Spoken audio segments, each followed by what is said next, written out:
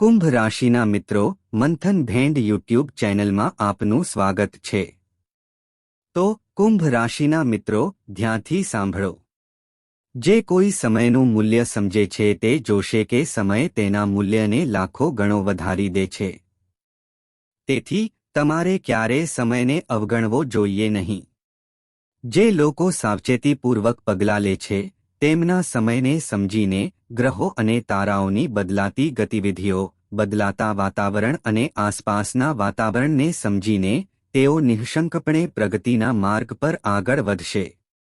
મિત્રો, આજનો કાર્યક્રમ અત્યંત મહત્વપૂર્ણ છે કારણ કે આપણે 3 મુખ્ય ઘટનાઓની ચર્ચા કરીશું। આ 3 ઘટનાઓ સમય દ્વારા પ્રેરિત છે। ઉચ્ચ ચંદ્ર શુક્ર સાથે જોડાણ બનાવી રહ્યો છે, જેનાથી વૈભવ લક્ષ્મી યોગ સર્જાય છે। તે એક સુંદર સંયોજન છે। તેનાથી તમને ઘણા ફાયદા થશે। સંગીત, હા, એક વાત ચોક્કસ છે, જો શનિ પર શનિનો દષ્ટિભાવ થશે તો તે એક વિશ્વ પણ બનાવશે। આનો અર્થ એ છે કે તમે તમારા પોતાના દુશ્મન બનશો। તમારા મનમાં આવા કેટલાક વિચારો ઉદ્ભવશે। તમે કેટલાક નિર્ણયો લેશો જે તમારા માટે નકારાત્મક પ્રભાવ તરીકે કાર્ય કરશે। સંગીત, હા, આજનો કાર્યક્રમ ખૂબ જ મહત્વપૂર્ણ છે। તેને ચૂકશો નહીં। આ કાર્યક્રમ તમને એક માર્ગ નકશાની જેમ પગલું દ્વારા પગલું માર્ગદર્શન આપવા માટે અહીં છે। મહામાયની કૃપા અને આશીર્વાદથી આ કાર્યક્રમ 5 મહત્વપૂર્ણ આગાહીઓથી સજ્જ છે અને આગાહીઓ તમારા જીવનમાં ગ્રહોના ગોચરને એટલી સચોટ રીતે ફિટ કરશે કે તમે આશ્ચર્યચકિત થઈ જશો। હા, અમે તમારા માટે આજનો કાર્યક્રમ ખૂબ જ વિચારપૂર્વક અને ખંતથી બનાવ્યો છે। અમે આ કાર્યક્રમમાં મહામાયની કૃપા અને આશીર્વાદનો સમાવેશ કર્યો છે। આ કાર્યક્રમ બનાવવાનો એકમાત્ર હેતુ તમને બદલાતા સમય, સંગીતનો સંપૂર્ણ લાભ લેવા સક્ષમ બનાવવાનો છે। હા, નકારાત્મક સમય લાંબા સમય સુધી રહે છે, જ્યારે સકારાત્મક સમય ખૂબ જ ટૂંકા સમય માટે આવે છે। પરંતુ જે લોકો આ સકારાત્મક સમયને ઓળખે છે અને યોગ્ય પગલાં લે છે, તેઓ જે કરે છે તે બરાબર કરે છે, જેમ કે લાલગરમ લોખંડ પર એક શક્તિશાળી ફટકો। લોખંડ પણ આકાર બદલી નાખે છે। તો સમય, સંગીતનો શું અર્થ છે? તો મિત્રો, અમે આશા રાખીએ છીએ કે તમે બધું સમજી ગયા હશો। હા, આ કાર્યક્રમના અંતે એક વધુ મહત્વપૂર્ણ ઉકેલ છે। ખરેખર 2 છે, પરંતુ તે વર્તમાન પરિસ્થિતિ સાથે સુસંગત છે। જો જીવનમાં કોઈ પ્રકારની નકારાત્મકતા હોય, કારણ કે ક્યારેક એવું બને છે કે વ્યક્તિનું મન આવા વિચારો યોગ્ય નિર્ણયો લેવામાં અસમર્થ હોય છે। ભાવનાત્મક રીતે અસ્થિર, હૃદય અશાંતિમાં હોય છે। ચિંતા એટલી વ્યાપક છે કે કંઈ પણ અર્થહીન રહેતું નથી। આવી પરિસ્થિતિમાં ઉપાયો દ્વારા ઊર્જા સંતુલિત થાય છે। તેથી આ સમય અને સમયગાળા માટે આ મહત્વપૂર્ણ ઉપાયો છે। આ પણ ચૂકશો નહીં। હા, અમે તમને એક વાતની ખાતરી આપી શકીએ છીએ, જે કોઈ આજનો કાર્યક્રમ જુએ છે તે કંઈ પણ પ્રાપ્ત કરી શકે છે અથવા ન પણ કરી શકે, કારણ કે આપણે ભગવાન નથી। અમે ફક્ત તમને માર્ગદર્શન આપી રહ્યા છીએ, તમને કહી રહ્યા છીએ કે આકાશમાં ગ્રહો અને તારાઓની ગતિમાં શું થઈ રહ્યું છે। પરંતુ એક વાતની ખાતરી છે, તમને અપાર શાંતિનો અનુભવ થશે। તમે ચોક્કસપણે દૈવી કૃપાનો અનુભવ કરશો। અને જો તમે ધાર્મિક વ્યક્તિ છો, જો તમે ભગવાનનું નામ યાદ કરો છો, મંત્રોચ્ચાર કરો છો, અથવા ફક્ત દરરોજ મંદિરમાં જાઓ છો, તો હવેથી તમારા જીવનમાં નોંધપાત્ર ફેરફારોનો અનુભવ કરશો। આ એક ખૂબ મોટો દાવો છે। પરંતુ અમે આ દાવો કરી રહ્યા છીએ કારણ કે અમે તમને જે કહેવા જઈ રહ્યા છીએ તેમાં અને સૌથી અગત્યનું, અમારી માતા મહામાયમાં અમને સંપૂર્ણ વિશ્વાસ છે। તેથી આ કાર્યક્રમ જોવાનું ભૂલશો નહીં। 100%। તો અમને આશા છે કે તમે બધું સમજી ગયા હશો। અમે અમારી લાગણીઓનો આદર કરીએ છીએ અને આ શુભ વિચારોથી પ્રેરિત થઈને હમણાં જ મહામાઈના દર્શન કરીએ અને કોમેન્ટ વિભાગમાં સંપૂર્ણ ભક્તિ સાથે લખો, જય માં બગલામુખી, અમને આશીર્વાદ આપો. ઉપરાંત લખો, હે મહામાઈ, અમે તમારા બાળકો છીએ. અમારું રક્ષણ કરો. અમારું પાલન પોષણ કરો. અમારું રક્ષણ કરો. બીજી એક વાત, મિત્રો, 24 એપ્રિલ એ મહામાઈનો પ્રગટ દિવસ છે. તેને જન્મજયંતિ કહી શકાય. જો કે મહામાઈ ક્યારેય જન્મતી નથી. આદિશક્તિનો જન્મ કેવી રીતે થઈ શકે? પરંતુ માઈ પ્રગટ થાય છે સમય સમય પર. તો આ કળિયુગમાં મહામાઈ આ જ સમયે પ્રગટ થયા છે. તો આ સમય અને સમય અષ્ટમી શુક્લ પક્ષ 24 એપ્રિલ છે. આ મહામાઈનો પ્રગટ દિવસ છે. અમે આ દિવસે એક ભવ્ય ધાર્મિક વિધિનું આયોજન કરવા જઈ રહ્યા છીએ. જો તમે ઈચ્છો તો તમે જોડાઈ શકો છો. તે ખૂબ જ સરળ છે. નંબર વિડીયોમાં છે. ફક્ત તેમને કોલ કરો. બધી વિધિઓ સમજાવવામાં આવશે. એક નાનું દાન પણ આપવામાં આવશે. તે જશે કારણ કે દક્ષિણા, દાન જેવી વસ્તુઓનો ઉપયોગ ભૌતિક વસ્તુઓ એકત્રિત કરવા માટે થાય છે. આપણે એટલા ધનવાન નથી. હા, આપણે અમારું કામ કરીશું. આપણે જે કંઈ કરીએ છીએ તે આપણું કર્તવ્ય છે. તે આપણું કર્તવ્ય છે. આ માટે આપણે આ પૃથ્વી પર છીએ. પરંતુ જો તમે ભાગ લેશો તો કાર્યક્રમ મોટો અને ભવ્ય બને છે. ધાર્મિક વિધિ, સંગીત સંબંધિત આપણી બધી ઈચ્છાઓ પૂર્ણ થાય છે અને તમને માતાના આશીર્વાદ પણ મળે છે. તેથી તમારા જીવનમાંથી દુઃખ દૂર કરવા અને મહામાઈના આશીર્વાદ મેળવવા માટે તમે સીધા આ મહાન વિધિમાં ભાગ લઈ શકો છો. નંબર વિડીયોમાં છે. કોલ કરો. ઠીક છે. બીજી મહત્વપૂર્ણ વાત, તમારું શ્રી યંત્ર રાહ જોઈ રહ્યું છે. વિલંબ કરશો નહીં. તમારા જાગૃત, પવિત્ર, સંપૂર્ણ રીતે સક્રિય શ્રી યંત્રનો ઓર્ડર આપો. ફરીથી નંબર વિડીયોમાં છે. કોલ કરો. એકવાર તમે પૂર્ણ કરી લો પછી તમને ક્યારેય ખબર નથી કે તમને ફરી ક્યારે તક મળશે. તમને તેને જાગૃત કરવાની તક મળશે કે નહીં.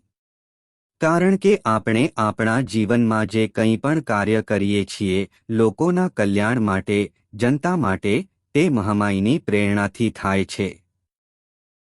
એટલા માટે તેઓ કહે છે કે છેલ્લી વખત જ્યારે તેઓ સમાપ્ત થયા હતા ત્યારે લોકોએ તેમની પાસેથી ઘણી માંગણી કરી હતી, પરંતુ તે પહેલાથી જ સમાપ્ત થઈ ગઈ હતી. અમે સંખ્યા ઘટાડીને ફક્ત 21 કરી દીધી હતી. આ વખતે અમે સંખ્યા થોડી વધારી છે કારણ કે ઘણી માંગ હતી. તો તમે હવે તમારી આગાહીઓ ઓર્ડર કરી શકો છો. ઠીક છે. ચાલો આગળ વધીએ. ચાલો સચોટ આગાહીઓ વિશે વાત કરીએ. જય માઈ. મિત્રો, આચાર્ય અમિત જ્યોતિષ અને તંત્રના ક્ષેત્રમાં એક જાણીતું નામ છે. જ્યોતિષ સાથેના તેમના આધ્યાત્મિક વ્યવહાર અને અનુભવો ખરેખર દૈવી છે. હા, દરેક વ્યક્તિ જેની કુંડળીનું વિશ્લેષણ કર્યું છે તેમની કુંડળી અનુસાર તેમને ચોક્કસ ઉકેલ અને મહામાઈમાં બગલામુખીના વિશેષ આશીર્વાદ મળ્યા છે. તેમના જીવનમાં સકારાત્મક ફેરફારો ચોક્કસપણે આવ્યા છે. સમસ્યા ગમે તેટલી મુશ્કેલ હોય, ઉકેલ ચોક્કસપણે મળી ગયો છે.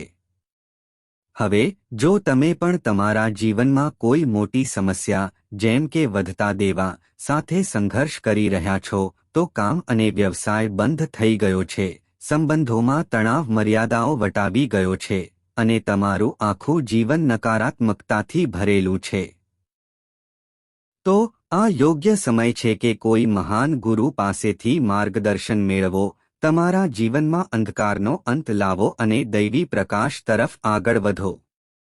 વિડીયોમાં ધ્યાન કેન્દ્રિત કરો. જુઓ, આગામી 3 થી 5 દિવસ તમારું ધ્યાન ક્યાં રહેશે? 2 બાબતો. તમારી આવક વધારવી અને તમારું દેવું ચૂકવવું. હા, આ તમારું પ્રાથમિક લક્ષ્ય રહેશે. તમારું મન ચિંતાઓથી ભરેલું રહેશે. તમારા મનમાં એવી ઉથલપાથલ અને ચિંતા હશે કે તમારી આવક કેવી રીતે વધારવી, પૈસા બચાવવા અને તમારું દેવું ચૂકવવું જેથી તમે તમારા જીવનમાં શાંતિ મેળવી શકો. હવે તમને કેવું લાગશે? તમારો મૂડ કેવો હશે? કારણ કે ચંદ્રની વાત કરીએ તો સંગીત, જો આપણે તમારા મન વિશે વાત કરીએ તો અત્યારે તમારા મનમાં શું છે? તમે અત્યારે આત્મવિશ્વાસ અનુભવશો. તમારા જીવનમાં સંઘર્ષો, તમે જે લડાઈઓ લડી છે, તમે જે સંઘર્ષો દૂર કર્યા છે, તમારા જીવનમાં તમે જે મુશ્કેલીઓ સહન કરી છે, કોઈ બીજું કંઈ કહે કે ન કહે, પરંતુ તમે પોતે જાણો છો કે તમે શું સહન કર્યું છે. અને આ બધી સહનશક્તિ, તમારી સિદ્ધિઓ વિશે વિચારીને તમને તમારા પર ગર્વ થશે. તમે ક્યાંક પહોંચ્યા છો કે નહીં? જુઓ, દરેક વ્યક્તિ આકાશની ઊંચાઈ સુધી પહોંચી શકતું નથી. ભગવાન શ્રી રામ રાજા બનવાથી વનવાસી બન્યા, જંગલથી જંગલમાં ભટકતા ગયા. પણ જો આપણે જોઈએ તો તેમનું જીવન એટલું અદ્ભુત છે કે આપણે હજુ પણ તેમના વિશે વાત કરીએ છીએ. આપણે ભગવાનમાં માનીએ છીએ. તેથી જીવનમાં કંઈક પ્રાપ્ત કરવું એ ધ્યેય નથી. જીવનમાં આગળ વધવું, યોગ્ય રીતે લડવું, પ્રેરણા જાળવી રાખવી અને સંતુલન જાળવવું મહત્વપૂર્ણ છે. જીવન સંઘર્ષની ગાથા છે. દરેક વ્યક્તિના પોતાના સંઘર્ષ હોય છે. અબજોપતિનો પોતાનો સંઘર્ષ હોય છે. શેરીમાં, ઝૂંપડીમાં રહેતા વ્યક્તિનો પોતાનો સંઘર્ષ હોય છે. તેથી તમારો પોતાનો સંઘર્ષ હોય છે. તમારા સંઘર્ષને ઓળખવાથી તમને તમારા પર ગર્વ થશે અને તે ખૂબ જ સારી વાત છે. પરંતુ ક્યાંક તમે સંબંધોની ખાલીપો પણ જોઈ છે. તમે એ પણ જોયું છે કે લોકો કેટલા ચાલાક છે, તેઓ કેટલા ચાલાક છે. સંબંધોનો ખાલીપો અને એકલતા તમારા મનમાં રહેશે. નકારાત્મક વિચારો પણ ઉદ્ભવશે. તમે સાંસારિક બાબતોમાં ઊંડા ઉતરશો. તમે તમારી જવાબદારીઓ પૂર્ણ કરશો અને સખત મહેનત કરશો. તમે તમારું કાર્ય પ્રામાણિકપણે કરશો. તમે તમારી બધી જવાબદારીઓ સંપૂર્ણ નિષ્ઠાથી પૂર્ણ કરશો. પરંતુ ક્યાંક તમારા અંદર ઊંડાણમાં ઉદાસીની લાગણી હશે. ઉદાસીનતાની ભાવના હશે. તમે કોઈ પાર્ટીમાં ઊભા હશો, ભીડમાં ઊભા હશો, પણ તેમ છતાં તમને અંદરથી ખુશી નહીં લાગે. તમે દુનિયામાં ફક્ત દેખ. તે દૂર થઈ જશે. ખરું ને? તો તમારી કુંડળીનું મૂલ્યાંકન કરો. તે તમારું વ્યક્તિગત મૂલ્યાંકન હશે. આ એક વ્યાપક મૂલ્યાંકન છે. ઠીક છે. સૂર્ય તેના ઉચ્ચ રાશિમાં ગોચર કરી રહ્યો છે, તેથી તમારું માન અને સન્માન વધશે. તમારી ઈચ્છાઓ પૂર્ણ થવા લાગશે. ઉચ્ચ અધિકારીઓ તમારી તરફેણ કરવા લાગશે. તમને સરકાર તરફથી કેટલીક નાની સમસ્યાઓનો સામનો કરવો પડી શકે છે. ઘણી બધી કાગળકામ અને ગૂંચવણો હશે, પરંતુ ક્યાંક ને ક્યાંક ટેકો મળશે. તમને આ સમયે જરૂરી લોન, ભંડોળ વગેરે સરળતાથી મળી જશે. કારણ કે તે કેતુ દ્વારા દષ્ટિગ્રસ્ત છે, અહીં કેટલીક મુશ્કેલી આવી શકે છે.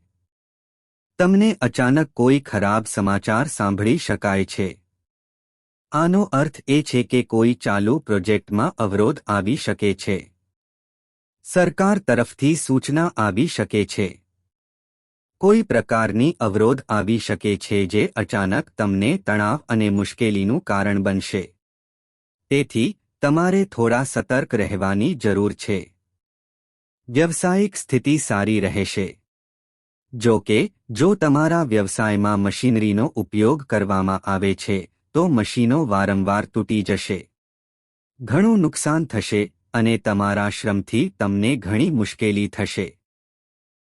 કર્મચારીઓ તમારી સાથે જૂઠું બોલશે, કામ ચોરી કરશે અને વધુ પડતું વળતર માંગશે, જેના કારણે તમને ઘણી મુશ્કેલી પડશે. વધુમાં તેઓ તમારા કાર્યસ્થળ પર કાવતરું પણ કરી શકે છે. તમારે થોડા સતર્ક અને સાવધ રહેવાની જરૂર છે. તમે તમારા વ્યવસાયમાં મોટા ફેરફારો કરી શકો છો. તમે કેટલાક નવીનીકરણનું કામ કરી શકો છો. તમે કેટલાક બાંધકામનું કામ પણ કરી શકો છો. તમે નવી મશીનરી વગેરે પણ ખરીદી શકો છો. આ સારું છે. હવે વ્યવસાયની બાબતમાં સ્ત્રીઓ સંબંધિત વ્યવસાયો જેમ કે સૌંદર્ય પ્રસાધનો, કપડાં, સૌંદર્ય ઉત્પાદનો અને અન્ય સ્ત્રીઓ સંબંધિત ઉત્પાદનો સારી રીતે ચાલશે. બ્યુટી પાર્લર ખીલશે. ઘરેણાં, ઘર સજાવટ, દૂધ ઉત્પાદનો અને ડેરી ઉત્પાદનો ખીલશે. આ વ્યવસાયો પણ સારો ચાલશે. તેવી જ રીતે શેરબજારમાં કોચિંગ, શિક્ષણ, કાઉન્સેલિંગ, ડોક્ટર, વકીલનું કામ, કમિશન કાર્ય, નાના પાયે રોકાણ વગેરે પણ મધ્યમ રહેશે.